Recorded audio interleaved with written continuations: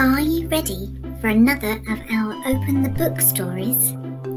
Let's open the book and read Search for a King. Samuel was a prophet. This meant his job was to listen to God and tell the people what God said.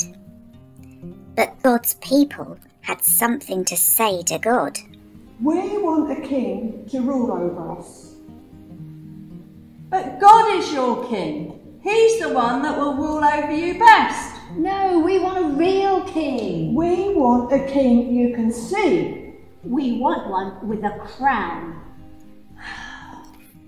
God knew that a king might not be kind to his people or look after them as he would. But God's people didn't care. They wanted a king, and they wanted him now.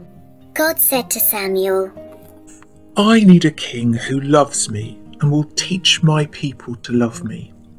I need a true king. Samuel, I want you to go to Bethlehem. You'll find a new king there. So Samuel went to the little town of Bethlehem. God told Samuel to go to the house of a man named Jesse. God was going to choose one of his sons to be the new king. Now, in those days, if you were going to be the king, you didn't have to be the richest or the cleverest, although that was always nice. You had to look like a king, which meant you had to be the tallest and the strongest, so you would carry the longest swords and the biggest armour and defeat everyone. And it didn't hurt to be handsome. Samuel looked at the oldest, tallest, strongest, most handsome son. This must be the new king. He really looks like a king. Samuel, you're thinking about what he looks like on the outside, but I'm looking at his heart, what he's like on the inside.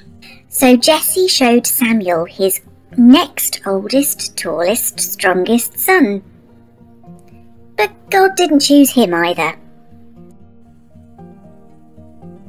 No, try again.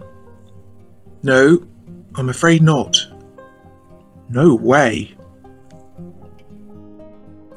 You must be joking. Not a chance. In fact, God didn't choose any of the 7 sons. Jesse, are these all the sons you've got? Well, there is the youngest son, but he's the weakling of the family and he's a bit... Just go and get him. David?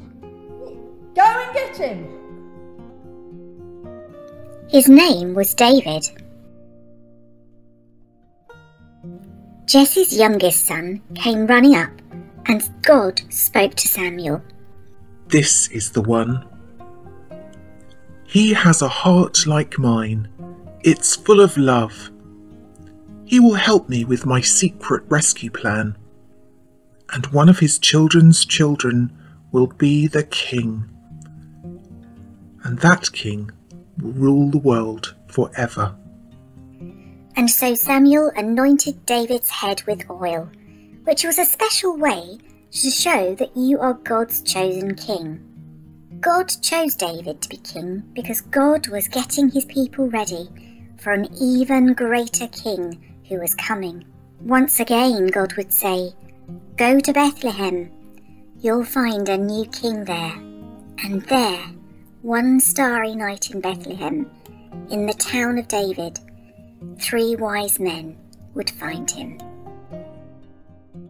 And that is the end of our story.